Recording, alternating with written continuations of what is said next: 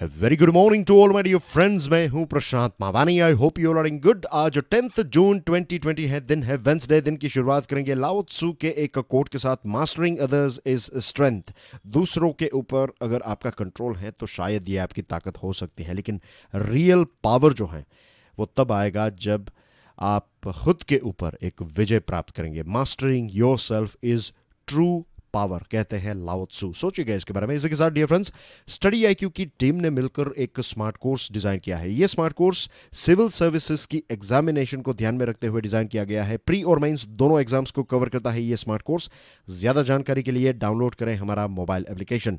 आज last date है EMI option के लिए, तो make the most out of it.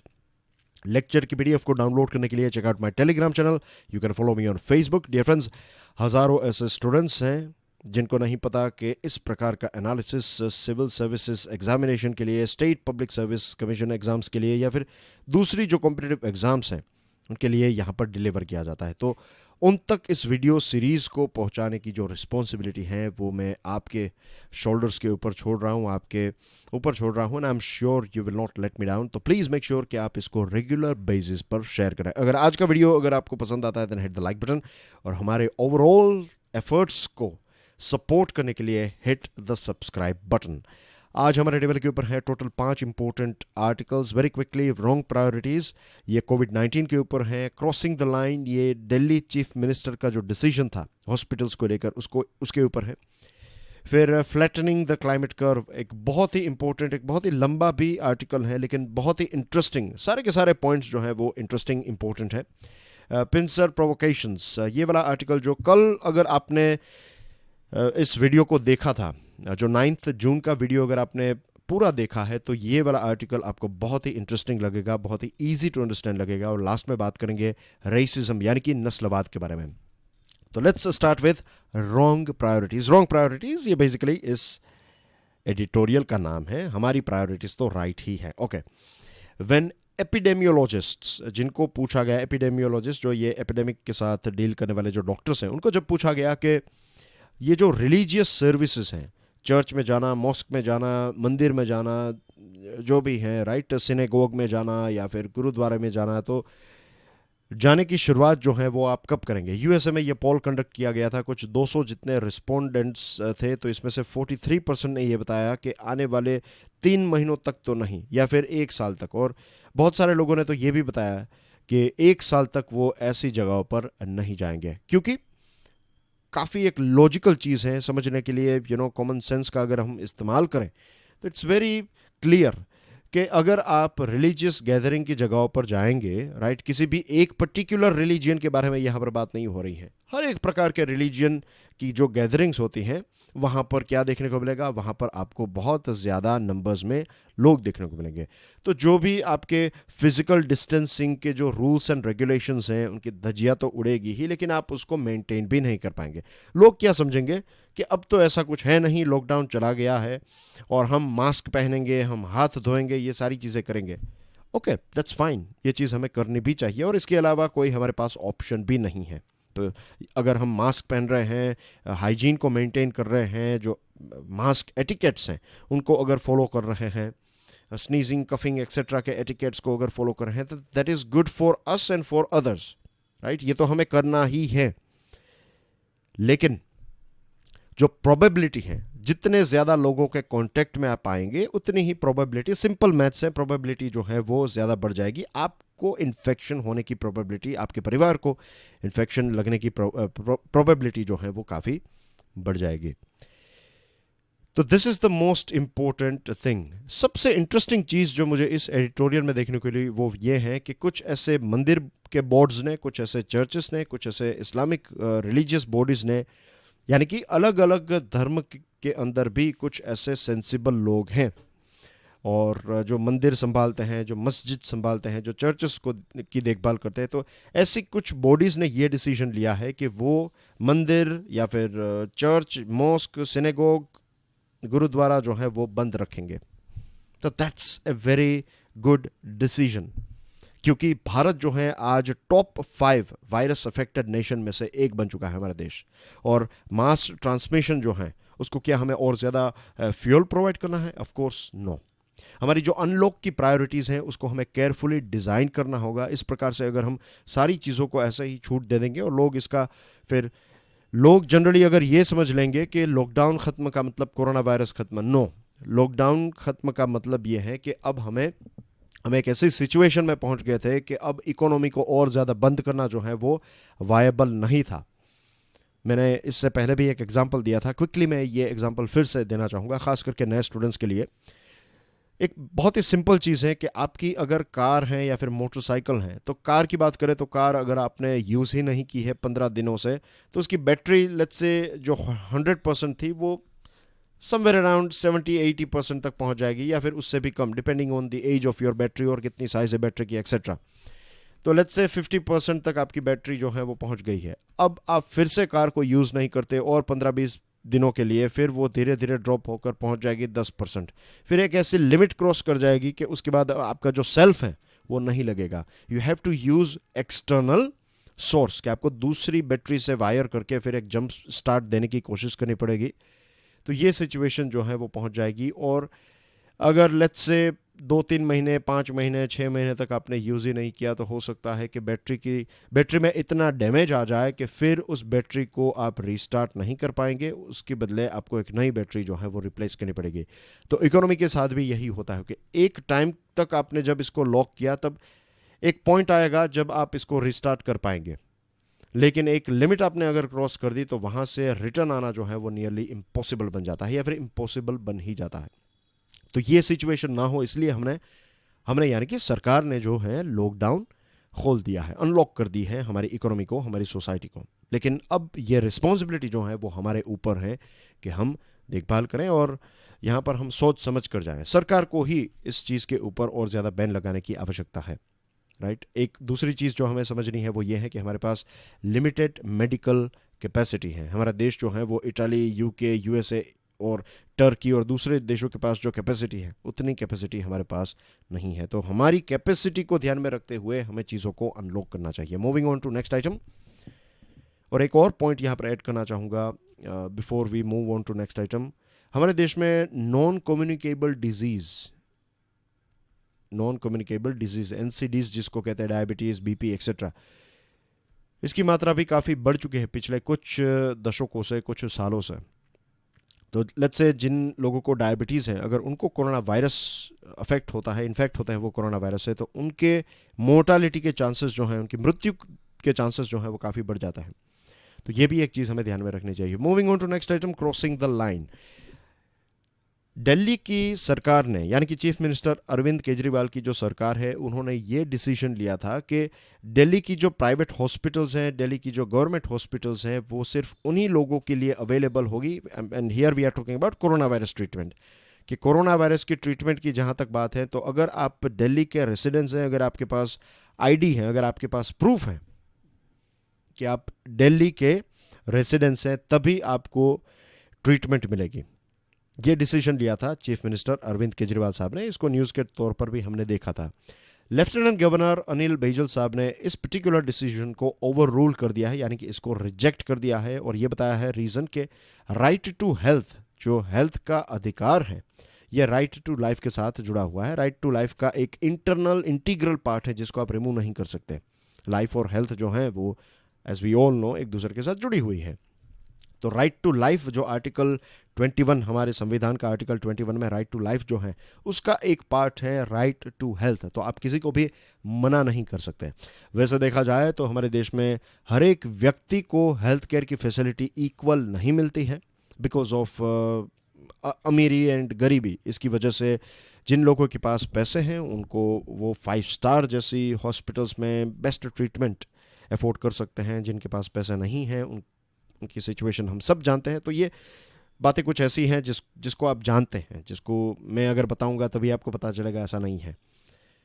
लेकिन एनीवे, हर एक व्यक्ति को राइट टू लाइफ और right to health, particularly right to health जो है वो हर एक व्यक्ति के लिए समान नहीं है। लेकिन फिर भी जब सरकार या फिर जब अथॉरिटीज़ इस चीज़ के ऊपर एक स्टैंड लेती हैं, तो वो एक अच्छी बात है। ये तो हमें एक्सेप्ट करना ही चाहिए, isn't it? Lieutenant governor has now directed the treatment should not be denied to anyone. Lieutenant governor साहब ने अपने ऑर्डर में ये बताया था कि कोविड-19 की ट्रीटमेंट जो है आप किसी को भी मना नहीं कर पाएंगे और किसी को मना नहीं कर सकते, राइट। केजरीवाल सरकार का ये कहना था कि उनके पास रिसोर्सेज बहुत ही कम हैं और भारत के अलग अलग कोनों में से लोग जो हैं वो कैपिटल में रहते हैं, कैपिटल में आते हैं, तो उतने रिसोर्सेज नहीं। अब 10 वीक का लॉकडाउन हमारे देश में था और ये जो लॉकडाउन है वो सिर्फ कोरोना वायरस की चेन को ब्रेक करना ही इसका मेन गोल नहीं था, साथ साथ ये भी लक्ष्य था कि हम हमारे हेल्थ इंफ्रास्ट्रक्चर को और ज़्यादा मजबूत बनाएं। तो ये 10 हफ्तों में अगर आपने इसको मजबूत नहीं बनाया है तो सरकार के ऊपर भी बहुत बड़े प्रश्न जो हैं वो खड़े किए जा सकते हैं। फिर नेशनल कैपिटल टेरिटरी जो है ये एनसीआर वाला जो रीजन है, तो इसमें गुरुग्राम और नोएडा वाला जो पोर्शन है वो भी इसके साथ जुड़ा हुआ है। भले ही नोएडा उत्तर प्रदेश का पार्ट हो और गुरुग्राम जो है वो टेक्निकली हरियाणा का पार्ट हो, लेकिन बहुत सारे लोग जो हैं वो काम के लिए, हेल्थ केयर के लिए ये जो एक बॉर्डर है इसको क्रॉस करते हैं। वैसे कोई ऐसी खास बॉर्डर नहीं है, लेकिन ये जो बाउंड्री है उसको क्रॉस करते रहते हैं, आते जाते रहते, जिसको हम कहते हैं अप डाउन करते रहते हैं। यहाँ पर जो दिल्ली गवर्नमेंट ने डिसीजन लिया है, तो आपको याद होगा जो रेगुलर स्टूडेंट्स हैं, हमने एक चीज़ डिस्कस की थी कुछ 15-20 दिन पहले की बात है। कर्नाटका और केरला के बीच में, या फिर शायद 1 महीना भी हो गया हो इस चीज़ को, लेकिन ये चीज़ आपको याद होगी कि कर्नाटका ने ये डिसीजन लिया था कि केरला का जो कसारगोड रीजन है वहाँ से अगर कोई लोग हैं वहाँ से उन लोगों को आने की परमिशन जो है वो नहीं मिलेगी, क्योंकि उस टाइम पर कसारगोड जो रीजन था उसमें बहुत सारे कोरोना वायरस, बहुत सारे यानी कि कुछ कोरोना वायरस के केसेस थे। तो ऐसे आप किसी को मना नहीं कर सकते। और फिर केरला वर्सेस कर्नाटका ये सिचुएशन हमें देखने को मिली थी। तो ऐसा हम नहीं कर सकते, राइट। और अथॉरिटीज़ तो खास करके नहीं कर सकती, you can not deny anyone. और अगर आप किसी को मना करेंगे तो क्या कोरोना वायरस बंद हो जाएगा? इनफैक्ट जब आप किसी को मना करेंगे तो चांसेस बढ़ जाएंगे कि 2 और 5 और लोगों को कोरोना वायरस जो है उसका इन्फेक्शन हो सकता है। दूसरी जो दुखद चीज़ है वो ये है कि दिल्ली सरकार ने जो टेस्टिंग है उसको काफ़ी रिड्यूस कर दिया है। 8 जून की बात करें तो 8 जून को उन्होंने की है सिर्फ 3700 जितनी टेस्ट्स, 7 जून को 5000 जितनी टेस्ट्स की थी और 2 जून को वो ऑन एन एवरेज कुछ 6000 जितनी टेस्ट्स कर रहे थे। तो यहाँ पर देखिए 2 जून और 8 जून के बीच में है लगभग 50% जितना ड्रॉप हमें देखने को मिला है। 18 मई को आईसीएमआर ने क्लियरली बताया था कि आपको ज़्यादा से ज़्यादा लोगों को टेस्ट करना है, और जो टेस्ट करें आप, जो डायरेक्ट किसी व्यक्ति को कोरोना वायरस है तो उनको तो टेस्ट करें, दूसरे जो हाई रिस्क कॉन्टैक्ट्स हैं उनको टेस्ट करें, भले ही वो एसिम्प्टोमेटिक क्यों ना हो। लेकिन यहाँ पर दिल्ली सरकार ने ये तय किया है कि कुछ ऐसे एसिम्प्टोमेटिक केसेस को वो ड्रॉप कर सकते हैं, थिंग्स लाइक दैट।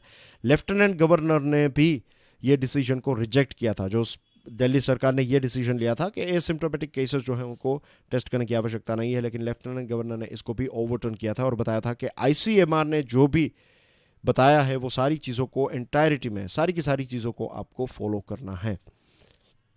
दिल्ली का वैसे देखा जाए तो नेशनल एवरेज जो है हमारी, उससे भी ज़्यादा लोगों को ये टेस्ट करता है। दिल्ली सरकार जो है इतने ज़्यादा लोगों को टेस्ट करती है, लेकिन हमें ये भी समझना चाहिए कि जो हमारी नेशनल हमारा फिगर है पॉपुलेशन डेंसिटी के हिसाब से, तो 30 टाइम्स ज़्यादा यहाँ पर पॉपुलेशन डेंसिटी है। तो यहाँ पर ज़्यादा लोगों को वो टेस्ट कर रहे हैं तो इट्स ओके, ऐसी कोई बड़ी बात नहीं है, क्योंकि यहाँ पर पॉपुलेशन डेंसिटी जो हम कहते हैं खींचता जो है वो यहाँ पर इतनी ज़्यादा है। फ्लैटनिंग द क्लाइमेट कर्व, यहाँ पर बहुत सारे इंटरेस्टिंग पॉइंट्स को हम डिस्कस करेंगे। I think we will spend some 10 minutes after this one. 2 inter related curves हैं। इंटर रिलेटेड यानी कि एक दूसरे के साथ जुड़े हुए हैं। एक चीज़ ऊपर जाएगी तो दूसरी चीज़ जो है वो भी ऊपर जाएगी। यहाँ पर हम बात कर रहे हैं क्लाइमेट के बारे में कि जैसे जैसे कार्बन डाइऑक्साइड या फिर जो ग्रीन हाउस गैसेस हैं जिनकी कैपेसिटी होती है, कुछ बेसिक चीज़ें जो हैं डियर फ्रेंड्स आपको पता होनी चाहिए, एंड आई एम श्योर आपको पता होगी भी। अगर नहीं पता है तो बेसिक्स जो हैं एनसीईआरटीज एक्सेट्रा ये सारी बुक्स को पढ़ने की शुरुआत कर दीजिए, अच्छी तरीके से पढ़िए। 2 दिनों में ये चैप्टर्स ख़त्म कर दिए। ये वाली स्ट्रेटजी मुझे तो पता नहीं कि कब काम करती है, लेकिन आई थिंक एक एक चीज़ को आप वक्त दीजिए, राइट। एक छोटी सी टिप यहाँ पर देना चाहूँगा, फिर आपके ऊपर है, again it's your decision, your life. Target मत रखिए कि 6 महीनों के अंदर I want to crack UPSC, या फिर अभी अगर शुरुआत की है तो एक वक्त के बाद ये टारगेट्स रखिए। लेकिन अगर जस्ट शुरुआत की है तो 1 साल में ये कर देना है, 2 साल में ये कर देना है। Don't limit your self with time. वो टाइम का प्रेशर छोड़ दीजिए। Enjoy the studies, right. Green house gases के बारे में अगर नहीं पता है और आप बेसिक चैप्टर्स पढ़ रहे हैं तो उसके बारे में कुछ रिसर्च कीजिए। 6th स्टैंडर्ड की 8th स्टैंडर्ड की बुक्स में जब ग्रीन हाउस गैसेस हैं तो वो बच्चों के लिए लिखा गया है, लेकिन आपको पढ़ना है कैसे, एक एडल्ट की तरह, एक ऐसे व्यक्ति की तरह जिसने 21 ईयर्स कंप्लीट करी है लाइफ के, कॉलेज वॉलेज ख़त्म हो गई है या फिर ख़त्म होने को आई है, कुछ थोड़े बहुत एक्सपीरियंस जीवन के आपको पता है, तो फिर रिसर्च कीजिए ग्रीन हाउस गैसेस की इम्पैक्ट एक्सेट्रा। तो ऐसी 2-5 मिनट्स थोड़े एक्स्ट्रा एफर्ट्स की वजह से आप धीरे धीरे आपको पता चलेगा कि 6-7-8 महीनों के बाद बहुत सारे टॉपिक्स के ऊपर आपकी क्लैरिटी हो जाएगी। एनीवे, तो ग्रीन हाउस गैसेस जो हैं जिनकी कैपेसिटी होती है कि वो हीट को एब्जॉर्ब करते हैं और इनका एक काम भी होता है, अर्थ जो है उसके टेम्परेचर को मेंटेन करने में इनका एक बहुत बड़ा रोल है। लेकिन जब इनकी क्वांटिटी बढ़ जाती है तब ये होता है कि चीज़ें जो है वो और ज़्यादा गर्म हो जाती हैं, चीज़ें यानी कि हमारी पृथ्वी। तो इसकी वजह से ग्लोबल टेम्परेचर जो है वो भी बढ़ जाता है। गैसेस जब इस प्रकार की ग्रीन हाउस गैसेस बढ़ेंगे तो टेम्परेचर भी ऊपर बढ़ेगा। टेम्परेचर का बढ़ना जो है वो कोई ऐसी चीज़ नहीं है कि अभी से इसकी शुरुआत हुई है। अगर हम 18,000 ईयर्स पहले देखें तो कार्बन डाइऑक्साइड का जो कर्व था वो ऊपर था, पर जो पार्ट्स पर मिलियन कहते हैं पीपीएम, ये 200 के आसपास था। 200 के आसपास जब था तब पृथ्वी जो है वो लगभग बर्फ से ढकी हुई थी, पृथ्वी जो है वो ज़्यादा ठंडी थी। फिर आज से कुछ 11,500 साल पहले कुछ ऐसा हुआ कि 200 से ये जो पीपीएम है कार्बन डाइऑक्साइड का, ये 270 हो गया। जब ये 200 से 270 हुआ तब ये बर्फ़ जो है वो पिघलने की शुरुआत हो गई और ऐसी सिचुएशन आ गई कि बहुत सारी जगहों पर ग्रीनरी हमें देखने को मिली, खेती बाड़ी कर सके, ऐसी सिचुएशन, ऐसा माहौल जो है वो पृथ्वी के ऊपर हमें देखने को मिला। तो पास्ट मिलियन ईयर से यानी कि 10 लाख सालों में अगर हम देखें तो कार्बन डाइऑक्साइड का जो लेवल है वो कभी भी 300 ppm को क्रॉस कभी भी नहीं किया है। इसकी रेंज जो है वो एक साइक्लिकल फॉर्म में 200 के आसपास, कभी अप हो जाता था तो अपने आप सारी चीज़ें एडजस्ट हो जाती थी, तो ऐसे चलता रहता था। लेकिन इसकी रेंज जो थी वो एक फिक्स्ड थी, इसके बाहर जो है वो कभी ये अप्स एंड डाउन्स नहीं निकले हैं। लेकिन अब सिचुएशन ये हो गई है कि ये रेंज है और आपकी अप्स एंड डाउन्स जो हैं वो काफ़ी, खास करके अप्स जो हैं, डाउन्स तो नहीं लेकिन अप्स जो हैं वो काफ़ी इंक्रीज हो गए हैं। तो ये 280 ppm जो हैं वो लगभग पिछले 10,000 सालों से ऐसे ही थे। 280 ppm तक की रेंज जो है वो 10,000 सालों से मेंटेन थी। लेकिन 19th सेंचुरी से, जब से हमने कोयले को जलाने की शुरुआत कर दी, ऑयल को फ्यूल के तौर पर यूज़ करने की शुरुआत कर दी, बेसिकली औद्योगिक क्रांति जब से आई है, इंडस्ट्रियल रेवोल्यूशन जब से आया है, और इसी के साथ साथ हमने बहुत सारे जंगल जो हैं उसको डिस्ट्रॉय कर दिया। हम खेती बाड़ी के लिए जंगल को डिस्ट्रॉय करते हैं, हमने जो हमारा सेटलमेंट है यानी कि हमारा जो residential area, cities etcetera, towns को बनाने के लिए हमने जंगल्स को काट दिए। जंगल्स जो हैं उनका काम क्या होता है, बेसिक चीज़ है, ट्रीज़ जो हैं वो कार्बन डाइऑक्साइड को एब्जॉर्ब करते हैं और ऑक्सीजन को रिलीज़ करते हैं। लेकिन जब आप एक तरफ कार्बन डाइऑक्साइड को ज़्यादा छोड़ेंगे और दूसरी तरफ जो इनको एब्जॉर्ब करने वाले जो रिसोर्सेज हैं उनको कट डाउन कर देंगे तो बाकी का कार्बन डाइऑक्साइड जो है वो कहाँ पर रहेगा, एटमॉस्फेयर में रहेगा, isn't it. From a mere 0.2 billion tons of CO2 emission in 1850 में 0.2 बिलियन टन CO2 एमिट करते थे। 2018 में आप देखिए we are emitting 36 billion ton, 36 billion ton by 2018। तो ये एक जो प्रोलिफरेशन हुआ है, एक बहुत ज़बरदस्त इसमें एक राइज हमें देखने को मिला है। इसकी वजह से सारी चीज़ें हमें देखने को मिल, सारी in the sense climate change के साथ जुड़ी हुई सारी चीज़ें जो हैं वो देखने को मिल रही हैं। 2018 में CO2 का देखिए, CO2 ppm जो है वो कहाँ पर पहुँच गया है, 407। पिछले लगभग 30 लाख सालों में इतना ज़्यादा ppm कभी भी देखने को नहीं मिला है, 407 ppm। 2 डिग्री सेल्सियस, आपने कई बार देखा होगा, समझा होगा, जाना होगा कि ये 2 डिग्री सेल्सियस टेम्परेचर राइज नहीं होना चाहिए। जो 1750 में जो टेम्परेचर था, लेट्स से 1750 में, और again I am talking about average temperature, let's say कि ग्लोबल एवरेज टेम्परेचर समझने के लिए 25 डिग्री सेल्सियस था, राइट। तो we have to make sure कि ये 2100 तक पहुंचते पहुंचते, ये 1750s के टाइम की बात है, तो 2100, अभी 2020 चल रहा है, तो 2100 आने वाले 80 ईयर्स में हमें यह ध्यान रखना है कि ये 25 डिग्री सेल्सियस एवरेज टेम्परेचर जो है ये 27 डिग्री सेल्सियस ना हो जाए। क्यों? क्योंकि 2 डिग्री यहाँ पर जो है 2 डिग्री सेल्सियस ये एक एवरेज है। कई जगहों पर ये 2 डिग्री ज़्यादा 2 डिग्री ग्लोबल एवरेज टेम्परेचर बढ़ेगा, तो बहुत सारी ऐसी जगह है जहाँ पर temperature 5%, 6%, 5 degree Celsius, 6 degree Celsius बढ़ जाएगा। फॉर एग्जांपल क्लाइमेट चेंज के साथ जुड़ी हुई एक रिसर्च कंडक्ट की गई है जो आज हमारे टेबल के ऊपर है। ये वार्निंग दी है यूनिवर्सिटी ऑफ शिकागो ने। यूनिवर्सिटी ऑफ शिकागो ने यह बताया है कि अगर इसी प्रकार से टेम्परेचर बढ़ता गया तो आने वाले कुछ सालों में भारत का जो समर टाइम का एवरेज टेम्परेचर है ये 4 डिग्री सेल्सियस बढ़ जाएगा कुछ स्टेट्स के लिए। तो फॉर एग्जांपल चुरू, जहाँ पर 50 डिग्री सेल्सियस ऑलरेडी होता है, तो वहाँ पर 4 डिग्री इंक्रीज हो जाएगा। लेट्स से 54 डिग्री सेल्सियस वहाँ पर पहुँच गया तो क्या होगा वहाँ पर, जस्ट इमेजिन कीजिए, राइट। और 1 डिग्री, भले ही हमें लगे कि सिर्फ 1 डिग्री, लेकिन जब चीज़ों में 1 डिग्री, खास करके टेम्परेचर में 1 डिग्री का राइज होता है तो उसकी जो इम्पैक्ट होती है वो और ज़्यादा सीवियर हो जाती है, बहुत ज़्यादा सीवियर हो जाती है। तो 4 डिग्री सेल्सियस जो है ये बहुत ज़्यादा है। और 2 डिग्री सेल्सियस जो हमें पेरिस क्लाइमेट चेंज के तहत हमने एक वादा किया है, दुनिया ने वादा किया है कि हम 2 डिग्री सेल्सियस से नीचे रखने की कोशिश करेंगे। 2 डिग्री सेल्सियस जो है ये एक टिपिंग पॉइंट है। एक बार आपने इसको क्रॉस कर लिया, 2 degree Celsius average global temperature cross हुआ, उसके बाद हम एक ऐसे जोन में चले जाएंगे जहां से वापस आना जो है वो नियरली इम्पॉसिबल है। 1850 ऑनवर्ड्स अगर हम देखें तो धीरे धीरे टेम्परेचर जो है वो बढ़ता गया है, लेकिन अब 1975 से जो ट्रेंड है, पहले जो ग्राफ हैं वो ऐसे धीरे धीरे बढ़ता था, लेकिन 75 से ये ग्राफ जो है वो लगभग ऐसे या फिर ऐसे बढ़ने लगा है। इसकी स्पीड जो है वो काफ़ी ज़्यादा हो गई है।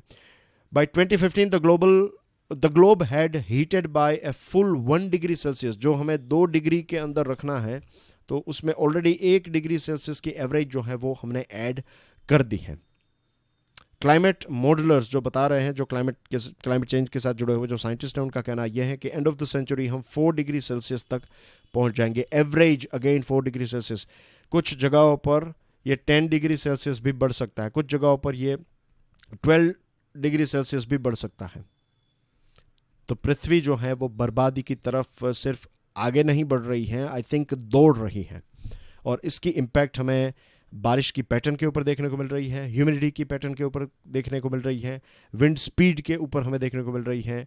टेम्परेचर ही सिर्फ इसका कोई एक स्केल नहीं है, rainfall, humidity, wind speed etcetera, ये सारी चीज़ों में। फिर जो 1 डिग्री सेल्सियस अभी बढ़ चुका है, जो मैंने अभी आपको बताया, इसमें सिर्फ 0.5 डिग्री तक जब हम पहुंचेंगे और 0.5 डिग्री जब ऐड होगा तो जो हमारे आइलैंड नेशंस हैं वो डूब जाएंगे। कितने सारे लोग जो हैं उनको बर्बादी फेस करनी पड़ेगी। और फिर ये जो हरिकेन्स हैं, जो साइक्लोन्स हैं, ये सारी चीज़ें, हीट वेव्स, ड्राउट्स, ये सारी चीज़ों की इंटेंसिटी भी काफ़ी बढ़ चुकी है, एज वी ऑल नो। 2003 में 70,000 जितने लोग जो हैं वो यूरोप में मर गए because of European heat wave. 2015 से 2019 का जो टाइम है ये वार्मेस्ट ईयर्स ऑन रिकॉर्ड, जब से रिकॉर्ड रखने की शुरुआत की है तो सबसे गर्म ईयर्स जो हैं वो 2015 से 2019 है।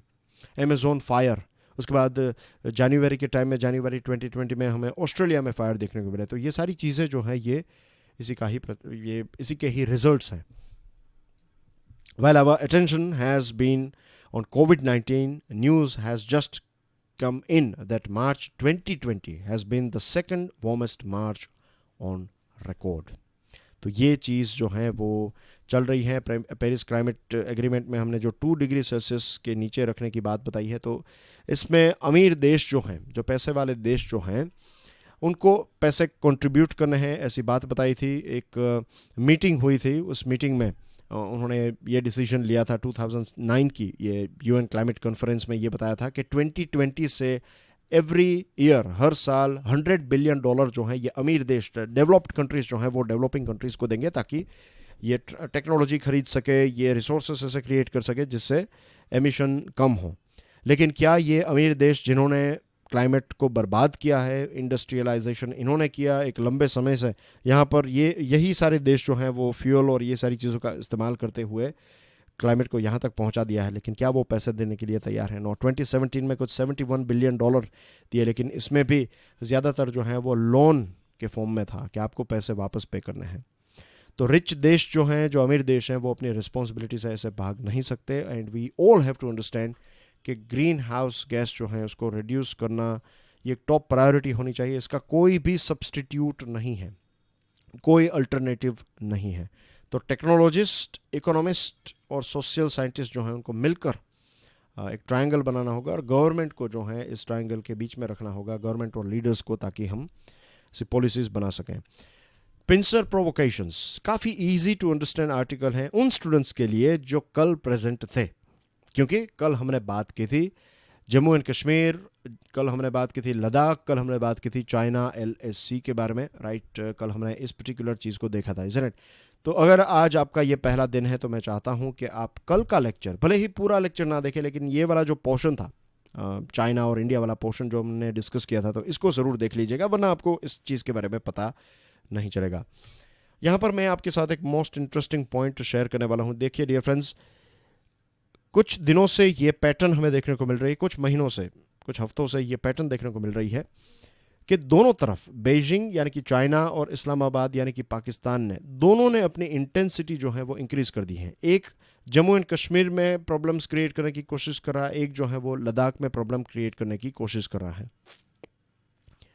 इसके पीछे मेन रीज़न ये है कि पाकिस्तान मीन्स, हमें ये समझना है, देखिए चाइना इसमें इंटरफियर क्यों कर रहा है, कल मैंने आपको बताया था, it is because of this China Pakistan या फिर पाकिस्तान चाइना इकोनॉमिक कॉरिडोर, जो ये कशगार रीजन है चाइना का, उसको पाकिस्तान के ग्वादर पोर्ट के साथ कनेक्ट करता है और ये निकलता है हमारे जम्मू एंड कश्मीर में से, या फिर precisely not Jammu and Kashmir, अभी अगर बात करें तो ये लद्दाख का जो रीजन है हमारा यूनियन टेरिटरी का, वहाँ से निकल रहा है। तो इसको लेकर भारत ने काफ़ी विरोध भी किया है।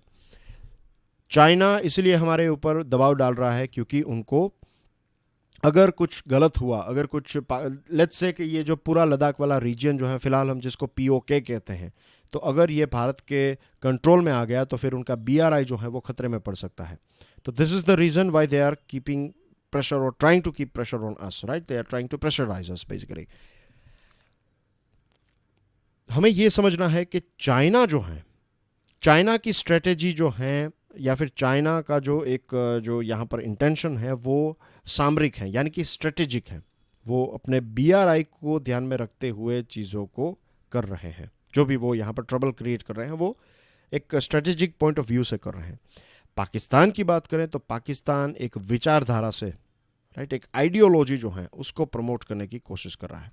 तो ये डिफरेंस है, राइट। ये एक बहुत ही इंपॉर्टेंट चीज़ है जो मैंने आपके साथ शेयर की है। पाकिस्तान आइडियोलॉजिकली चीज़ों को यहाँ पर करने की कोशिश कर रहा है और चाइना जो है वो स्ट्रेटेजिक चीज़ों को ध्यान में रखते हुए यहाँ पर डिस्टर्बेंस क्रिएट करने की कोशिश कर रहा है। तो हमारे रिस्पॉन्स भी जो है वो टेलर्ड यानी कि कस्टमाइज्ड होने चाहिए, right. This is the most important point.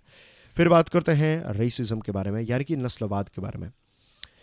पूरी दुनिया में अलग अलग जगहों पर, खास करके USA की बात करें, क्योंकि ये जो पूरा आर्टिकल है ये USA में किस प्रकार से एक व्यक्ति थे जिनको जो ब्लैक कहते हैं, राइट। तो ऐसे एक व्यक्ति को पकड़ा गया और उसका वीडियो और सारी चीज़ें अवेलेबल है, आप देख लीजिएगा।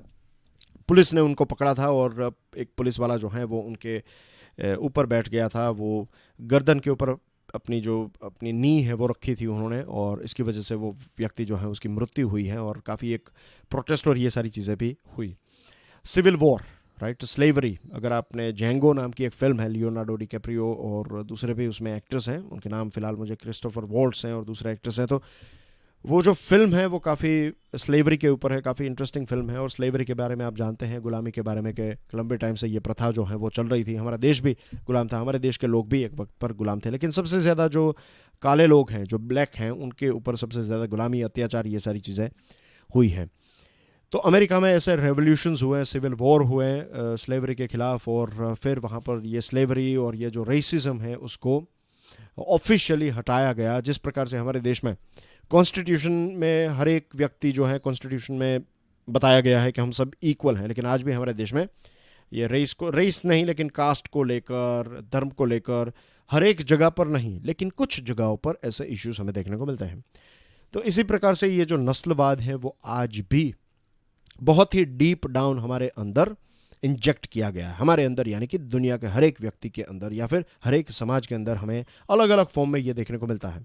इसी वजह से आज भी हमारे देश में हमारे जो अगर हम देखें तो देश में 80% पॉपुलेशन हिंदू हैं, तो ज़्यादातर हमारे देश के लोग जिस भगवान की पूजा करते हैं, श्री कृष्ण की पूजा करते हैं, तो श्री कृष्ण को श्याम बताया गया है, इज़न्ट इट, कि श्री कृष्ण जो हैं वो श्याम थे, वो थोड़े डार्क स्किन वाले थे। लेकिन प्रॉब्लम वहाँ पर नहीं है। ब्लैक एंड वाइट जो है वो शायद ब्रिटिश के आने के बाद हमारे देश में इतना ज़्यादा ये ब्लैक एंड वाइट का हो गया कि आज भी in fact Hindu newspaper, times of India, ऐसे न्यूज़पेपर जिसमें सो कॉल्ड पढ़े लिखे लोग जिन जो अंग्रेजी पढ़ना जानते हैं, ऐसे लोग जो हैं जिनसे हम ये एक्सपेक्ट करते हैं कि ऐसी चीज़ें हमें देखने को नहीं मिलेगी। अब देखिएगा मैट्रिमोनियल जो एडवर्टीज़मेंट है, और मैं ऐसे फ़न के तौर पर मैंने कभी देखी है ये सारी एडवर्टीज़मेंट्स, और क्लियरली लिखा गया होता है कि we need a fair bride, fair यानी कि एक गोरी लड़की हमें चाहिए जिनकी स्किन गोरी हो, ऐसे स्पेसिफिकेशंस दिए जाते हैं। Fair and lovely, fair and handsome, ये सारी जो क्रीम्स हैं वो यही चीज़ प्रमोट कर रही हैं कि डार्क स्किन या फिर ब्राउन स्किन जो है that is bad, only white skin is good. और कैसे देश में? ट्रॉपिकल देश में। भारत एक ट्रॉपिकल कंट्री है, यहाँ पर जो लोग गोरे हैं उनकी बात अलग है, लेकिन जो लोग ब्राउन हैं, right, they are very natural, यहाँ की स्किन ही ब्राउन है। तो अब ये ब्राउन स्किन कोई क्रीम आपको निकाल दे, तो ये सारी चीज़ें जो है वो कहीं ना कहीं रेसिज्म और ये स्किन कलर और इन सारी चीज़ों के साथ जुड़ी हुई है। आप सोचिएगा इसके बारे में। तो रेसिज्म जो है वो नटशेल में यहाँ पर बताया है, one can tell everything important about a person, his group, its past, future, noting the colour of the skin. किसी की स्किन को देखते हुए भी आप बता देंगे कि ये लोग ऐसे ही हैं। एक फिक्स्ड स्टीरियोटाइप, एक बॉक्स में आपने उनको फिट कर दिया कि इसके बाहर वो व्यक्ति जो है वो बिहेव कर ही नहीं सकता, ये लोग तो ऐसे ही हैं, राइट, ऐसे ही हैं, ये लोग ऐसे ही है। ये एक गलत बात है। कोई भी मीन्स जनरलाइजेशन जो है वो इन्वेस्टिगेशन की दुनिया में जनरलाइजेशन जो है वो गलत साबित होता है। रेफरेंस के तौर पर वो बहुत अच्छे राइटर हैं, उनका नाम मैं भूल गया, काफ़ी सारी नॉवेल्स उन्होंने लिखी है, मैंने भी उनकी एक नॉवेल पढ़ी थी, पायरो वाला कैरेक्टर भी उनका था। आपको याद हो तो प्लीज़ कमेंट सेक्शन में डालिएगा, उनका नाम मैं भूल गया। एक बहुत ही फेमस राइटर है अभी, जो murder on this Orient express नाम की एक किताब और एक बुक फिल्म है, तो उनके जो राइटर हैं मैं भूल गया, Augusta Christie, yes, Augusta Christie जो हैं, उनकी किताब में बहुत ही इंटरेस्टिंग एक लाइन मुझे पढ़ने को मिली थी कि जनरलाइजेशन जो है वो फेल होता है जब आप बारीकी से चीज़ों को देखते हैं। मीन्स ऐसा समझना कि एक पर्टिकुलर कम्युनिटी जो है वो इसी प्रकार से बिहेव करेगी, that is wrong, that is wrong, क्योंकि उसके कुछ लोगों का कुछ बिहेवियर हो सकता है, लेकिन सारे के सारे लोग ऐसा बिहेव करेंगे, that is wrong, you know. Same thing goes with racism. हमारे देश में तो मैं रेसिज्म को, जो रेसिज्म यूएसए में और दूसरे देशों में हमें देखने को मिलता है, इस रेसिज्म को आप कास्टिज्म के साथ देखिए, आप सारी चीज़ें में। इस भारत के लोगों को तो आई डोंट थिंक सो कि हमें आर्टिकल से हमें समझना चाहिए इसको। अगर हम ऑब्जर्व भी करें तो अलग अलग प्रकार के रेसिज्म हमें देखने को मिलते हैं। आज भी बहुत सारे ऐसे घर हैं, बहुत सारे ऐसे लोग हैं जो जो कुछ कम्युनिटी के लोग हैं उनके लिए अलग से डिश रखते हैं, अलग से उनके लिए पानी पीने की और चीज़ें रखते हैं। बहुत सारे गांव में आज भी ऐसी चीज़ें जो हैं वो चलती हैं। आज भी बहुत सारे गांव ऐसे हैं जहाँ पर जो हाई कास्ट हैं, जो हाई कास्ट कैटेगरी में बिलोंग करते हैं, तो वो लोग बैठते हैं बेड के ऊपर या फिर एक जो खटिया होती है उसके ऊपर, और जो गरीब व्यक्ति हैं और जो लोअर कास्ट में से हैं, सो कॉल्ड लोअर कास्ट में से हैं, वो व्यक्ति जो है वो नीचे बैठेगा। तो ऐसी सिचुएशन आज भी बहुत सारी जगहों पर, ऐसी कंडीशंस जो हैं वो हैं। तो ये एक विचारधारा है। साइंटिफिक पॉइंट ऑफ व्यू से अगर देखा जाए तो साइंस में रेस जो है ऐसी कोई चीज़ नहीं है। हम सब ह्यूमन बींग्स जो हैं वो एक ही रेस के हैं। ये फिर वाइट कहना, किसी को ब्राउन कहना, कोई इंडियन, कोई चाइनीज़, ये सारी चीज़ें ऊपर से डिफरेंसेस भले ही हो, लेकिन अंदर से ऐसे कोई ख़ास डिफरेंस नहीं है। हमारे बॉडी अलग है, ये सारी चीज़ें अलग है। तो this is because of geography, because of our food, because बहुत सारी चीज़ें इसमें काम करती हैं। लेकिन as human beings we all are one. ऐसा नहीं है कि कोई सुपीरियर है, कि चाइनीज़ लोग जो हैं वो, फॉर एग्जांपल कई लोग ये कहते हैं कि भारत के लोग मैथ्स में बहुत अच्छे होते हैं, राइट। हर एक भारत के लोगों के बारे में आप ये नहीं कह सकते। दूसरी जो चीज़ है वो ये है कि हो सकता है कुछ देशों में कुछ सब्जेक्ट्स को ज़्यादा प्रायोरिटी दी जाती है, तो इस वजह से वहाँ के लोग जो हैं वो उस पर्टिकुलर सब्जेक्ट में ज़्यादा अच्छे होते हैं। तो ये जनरलाइजेशन जो है वो बार बार गलत साबित होता है। और रेस या नस्ल और ये सारी चीज़ें जो हैं साइंस की दुनिया में तो फिक्शन है, हाँ कल्चर और सोशल रियलिटी के साथ ये चीज़ जुड़ी हुई है। एक सिस्टमेटिक आइडियोलॉजी है, एक विचारधारा है रेसिज्म जो है वो। एजुकेशन से, अंडरस्टैंडिंग से, और एजुकेशन हो ना हो, right, I would say sensibility, जो हमारी सामान्य बुद्धि है, कॉमन सेंस जो है, अगर हम इसका एप्लीकेशन करें जीवन में, तो एजुकेशन हो ना हो, हाई डिग्रीज हो ना हो, राइट, रेसिज्म, फिर कास्टिज्म, ये जो भी नस्लवाद और दूसरे ऐसे जो भी डिफरेंसेस हैं, ये सारे डिफरेंसेस जो हैं वो ख़त्म तो होंगे ही, इसी के साथ साथ सोसाइटी जो है वो और ज़्यादा जस्ट और ज़्यादा इक्वल बन सकती हैं। And that's everything in today's discussion dear friends. News जो हैं वो आपको ख़ुद को पढ़ने चाहिए। आर्टिकल्स, एडिटोरियल्स में टीचर्स की आप मदद ले सकते हैं, क्योंकि बहुत सारी चीज़ें जो हैं वो अभी सीखनी है। टीचर्स जो हैं वो 2-3 स्टेप आगे हैं इसलिए, राइट। लेकिन एक ऐसा वक्त भी आएगा जब आपको इंडिपेंडेंटली आप देखने लगेंगे वीडियो मीन्स आर्टिकल्स को, राइट। और किसी भी टीचर का मेरा मानना है यही लक्ष्य होना चाहिए कि ज़्यादा से ज़्यादा स्टूडेंट्स को इंडिपेंडेंट बनाया जाए। हाँ, अगर डाउट्स हैं तब आप कभी भी आ सकते हैं, लेकिन एक टाइम आएगा 2 साल के बाद, 1 साल के बाद, 6 महीने के बाद, जब आप खुद अलग अलग आर्टिकल्स और सारी चीज़ें समझने और पढ़ने लगेंगे। तो न्यूज़ आइटम्स जो हैं डियर फ्रेंड्स, जब भी वक्त होगा, कम आर्टिकल्स होंगे, तब डेफिनेटली मैं न्यूज़ आइटम्स आपके साथ शेयर करूँगा। लेकिन मेरा तरीका जो है वो थोड़ा अलग है। दूसरे लोग क्या करते हैं, I am not sure about it, लेकिन मेरा तरीका तो यही है कि मैं ज़्यादा से ज़्यादा आपको इंडिपेंडेंट बनाना चाहता हूँ। तो न्यूज़ जो हैं वो आपको खुद को पढ़ने हैं, राइट। तो फिर कमेंट्स में ये मत लिखिएगा कि न्यूज़ कवर नहीं किए जाते। आर्टिकल्स, एडिटोरियल्स, इंपॉर्टेंट टॉपिक्स को हम यहाँ पर कवर करते हैं। God bless you all. जय हिंद।